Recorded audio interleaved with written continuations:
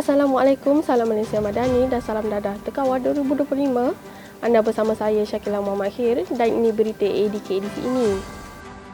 385 pegawai ADK menerima sijil pengakuan amalan PPA ADK. KDN sedia penuhi keperluan. Peranan komuniti ahli keluarga penagih amat penting. Memulakan langkah pertama memerlukan 1000 kekuatan. Langkah seterusnya memerlukan nekat dan juga keyakinan. Namun kita harus sokong dan bantu mereka kerana kepulihan itu pasti. Agensi Antidadah Kebangsaan ADK pada hari lalu mengadakan majlis pertauliahan program persijilan ADK PPA buat kali kedua yang disempurnakan oleh Menteri Dalam Negeri Yang Berhormat Datuk Seri Saifuddin Nasution Ismail di Pusat Latihan ADK Sungai Petani Kedah. PPA adalah cara tahunan yang dianjurkan oleh ADK bertujuan memberi pengiktirafan kepada pegawai-pegawai ADK yang mencapai kompetisi yang ditetapkan dan ditauliahkan sebagai pengamal bertauliah dalam 3 perkhidmatan teras ADK iaitu rawatan dan pemulihan, pendidikan pencegahan serta penguatkuasaan. Untuk perincian lanjut, Rakan Setugas Amir Zahin ada perinciannya. Teruskan Amir. Baik, terima kasih rakan setugas. Kini saya berada di Dewan Permata Pusat Latihan ADK Sungai Petani Kedah sempena Majlis Pentaulihan Program Persijilan ADK kali kedua 2023. Bagi tahun ini, seramai 385 pegawai ADK menerima sijil pengakuan amalan PPA ADK untuk ketiga-tiga persijilan tersebut. Buat junung kalinya, juga Pusat Latihan ADK juga telah membangun dan melaksanakan program persijilan tempat kerja bebas dadah PPA tekad mulai tahun 2022 dan mendapat taraf penyedia latihan berdaftar daripada Perbadanan Pembangunan Sumber Manusia Berhad HRD Corp. PPA tekad dilaksanakan adalah bertujuan memberi pengetahuan dan kemahiran pendidikan pencegahan dadah kepada majikan-majikan dan pekerja-pekerja syarikat swasta bagi merealisasikan matlamat tempat kerja bebas dadah bagi tahun 2025. Pada hari ini, ADK meraihkan graduan sulung. Program ini seramai 30 orang dalam kalangan pegawai Petronas sekaligus mendapat pengiktirafan sebagai pengamal bertauliah saringan dan pengujian dadah SDST. Saya kira itu sahaja perkembangan yang boleh saya kongsi dari Pusat Latihan ADK dan kembali kepada rakan setugas. Baik, terima kasih Amir. Kementerian Dalam Negeri KDN sedia memenuhi keperluan Agensi Antidadah Kebangsaan ADK apabila hukuman bersalah penyalahgunaan dadah dialihkan daripada hukuman penjara kepada program rawatan dan pemulihan kelak. Menterinya Datuk Seri Saifuddin Nasution Ismail berkata menerusi pindaan Akta Penagih Dadah, Rawatan dan Pemulihan 1983, pihaknya bersedia menguruskan kesemua keperluan berkenaan termasuk aspek logistik ADK, penjawatan dan keperluan utama lain.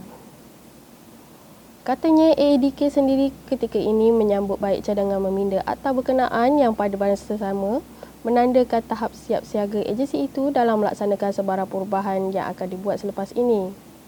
Kita ada sejumlah puspen. Kita sudah pun ada anggota ataupun staf yang terlatih.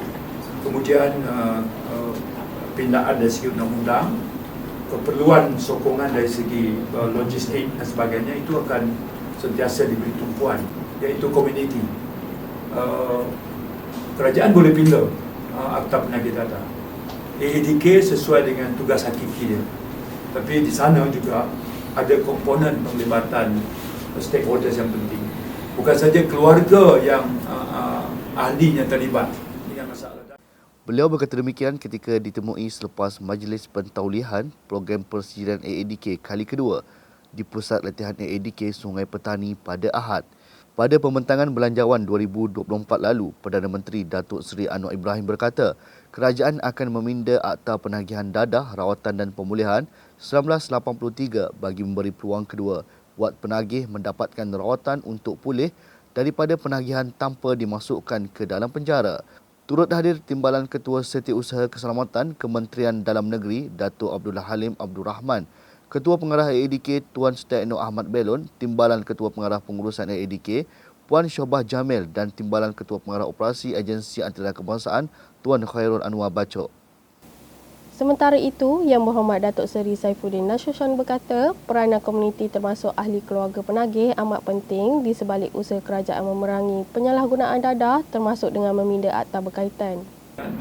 Apabila kita pindah akta ini, AADK melaksanakannya, kita ada pelatih yang akan kita uruskan, tapi sokongan masyarakat juga sangat penting. Dari segi kepercayaan majikan untuk mengambil kerja daripada kalangan klien macam mana? Itu usaha yang berterusan, bukan saja di peringkat AADK. Baik, kita berhenti rehat seketika. PPA AADK peroleh sijil akreditasi IOA. Bina bonding antara pengurusan tertinggi dan pegawai kanan AADK. Paparan menyusul seketika nanti. Tiada jalan mudah untuk berjaya dan tiada jalan mudah untuk bahagia. Jadi buang tabiat tidak baik untuk berjaya dan bahagia. Buang perangai kita yang ingin mengambil hati orang. Buang gaya hidup buruk yang tak sihat. Selari dengan matlamat pelaksanaan program PPA, kini program persijilan itu berjaya mendapatkan pengiktirafan antarabangsa menerusi sijil akreditasi kategori Diamond oleh Pakar International Accreditation Organisation IAO pada 18 September 2023. Usaha itu digerakkan menerusi pusat latihan AADK dengan kerjasama cawangan antarabangsa AADK. Pengiktirafan ini membuktikan program PPA diterima dan diiktiraf di peringkat antarabangsa sekaligus menjadi pemangkin kepada pusat latihan AADK untuk memasarkan PPA kepada pengamal-pengamal rawatan dan pemulihan, pendidikan pencegahan serta penguatkuasaan anti dadah di peringkat antarabangsa. Ketua Pengarah AADK Tuan Sustaino Ahmad Belong berkata, pengiktirafan ini membolehkan PPA AADK ini diterima dan diiktiraf di peringkat antarabangsa. Modul dan silibus PPA ini telah diaudit oleh pihak International Accreditation Organisation IAO pada 18 September dan alhamdulillah PPA ini telah lulus audit dan layak menerima sijil akreditasi kategori Diamond. Diharapkan dengan pengiktirafan ini ia akan menjadi pemangkin kepada PLAK untuk memasarkan lagi program ini dan ditawarkan kepada pengamal-pengamal rawatan dan pemulihan, pendidikan pencegahan dan penguatkuasaan anti dadah di peringkat antarabangsa terutamanya di negara-negara ASEAN. Selesai mesyuarat pengarah-pengarah bilangan 8 MPP dan mesyuarat jawatan kuasa tindakan pembangunan JPT, Agensi Anti Dadah Kebangsaan AADK di Pusat Latihan AADK Sungai Petani Kedah, semua pengurusan tertinggi dan pegawai kanan mengadakan perlawanan sukan bola jaring dan bola keranjang. Acara itu diadakan bertujuan membina bonding dan mengeratkan hubungan antara semua pihak selain memupuk semangat berpasukan dalam agensi. Menariknya, pegawai lelaki menyertai acara bola jaring yang belum pernah mereka lakukan sebelum ini, manakala pegawai wanita pula mempamerkan aksi sebagai pemain bola keranjang. Meskipun masing-masing tidak mengetahui undang-undang permainan berkenaan, namun kepelbagaian gelagat yang ditonjolkan mencuit hati para penonton. Sungguh pun bukan kemenangan yang dikejar, namun rasa terbuka, gembira dan teruja menjadi pengalaman baharu yang mungkin sukar untuk dilupakan. Hujan lebat secara berterusan mengakibatkan Pusat Pemulihan Penagihan Narkotik Puspen Sepang di bawah kendalian Agensi Anti Dadah Kebangsaan AADK dilanda banjir kilat. Ia berlaku susulan kenaikan air secara mendadak akibat daripada ban Sungai Semenyih dan Sungai Labu pecah sekaligus mengakibatkan kawasan Puspen digenangi air sedalam hampir 1 meter. Menurut Pengarah Puspen Sepang, Samsul Anwar Muhammad Saleh, dalam kejadian kira-kira 4 petang itu, tindakan mengosongkan premis pejabat dan kuartus telah dilaksanakan atas nasihat pihak Jawatankuasa Bencana Daerah Sepang. Katanya, 23 keluarga yang menghuni rumah khas jabatan telah dipindahkan ke Pusat Pemindahan Sementara PPS di Dewan Orang Ramai Jenderam Hilir. Manakala 200 klien pula telah selesai dipindahkan ke 5 buah Puspen, iaitu masing-masing 30 klien di Puspen Tiang 2 dan Puspen Jelebu, 98 klien di Puspen Dengkil, 22 klien di Puspen Serendah dan 20 klien di Puspen Tampin. Beliau menambah, secara keseluruhannya, keadaan semua klien, penghuni rumah khas jawatan dan aset-aset jabatan telah selamat dipindahkan. Pemantauan dari semasa ke semasa akan diteruskan dengan penugasan pegawai seperti biasa. Sebelum ADK TV melabuhkan tirai, jangan lupa dapatkan produk sokong kepilihan untuk anda suka bagi menyokong kepilihan klien ADK. Agensi Anti-Dadah Kebangsaan ADK telah mengeluarkan produk hasil daripada klien dalam Pusat Pemulihan Penagihan Narkotik Puspen. Antara produk yang mula dipasarkan adalah Tad Nanas Titik Gold, Tad Roselle Titik Gold, Jus Nanas Titik Gold, Kek Nanas Titik Gold dan Kopi Agenda. Setiap sokongan anda mampu beri kepulihan berpanjangan kepada mereka, biarpun kecil tapi besar makna kepada mereka. Ayo rakyat Malaysia, kita sokong beli produk ADK demi keyakinan dan kepulihan mereka. Segmen produk suka menutup tirai berita ADK kali ini. Sebelum berpisah, ini adalah peringatan kepada kita semua. Setiap seorang penagih yang dirawat ada 8 orang lagi yang berada dalam komuniti tanpa rawatan. Jika anda tahu, lapor kepada ADK untuk dapatkan rawatan dan pemulihan. Terus ikuti ADK TV dengan subscribe dan like di saluran YouTube ADK TV. Salam hormat, Assalamualaikum dan jumpa lagi.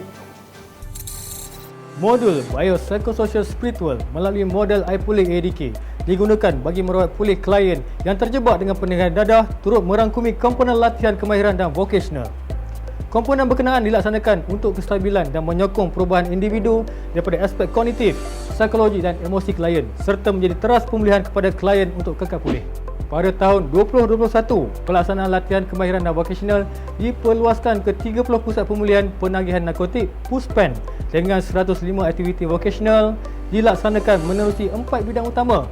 Aktiviti vocational iaitu pertanian, penternakan, pembuatan dan perkhidmatan. Menerusi modul itu, maka lahirlah idea baru iaitu produk sokongan untuk kepulihan anda atau disebut sebagai SUKA yang menjadi satu inisiatif untuk menyokong kepada kepulih pasaran pekerjaan sekaligus mengurangkan risiko penagihan semula dalam kalangan klien. Penjenamaan produk SUKA ini bertujuan bagi membina satu identiti dan jenama untuk meningkatkan sokongan serta keyakinan terhadap kemampuan klien untuk kekal pulih. Selain itu, ia juga adalah suatu persediaan dari segi kemahiran dan pengalaman kepada klien sebelum menempatkan diri dalam industri besar di luar selepas tamat program rawatan dan pemulihan dalam institusi.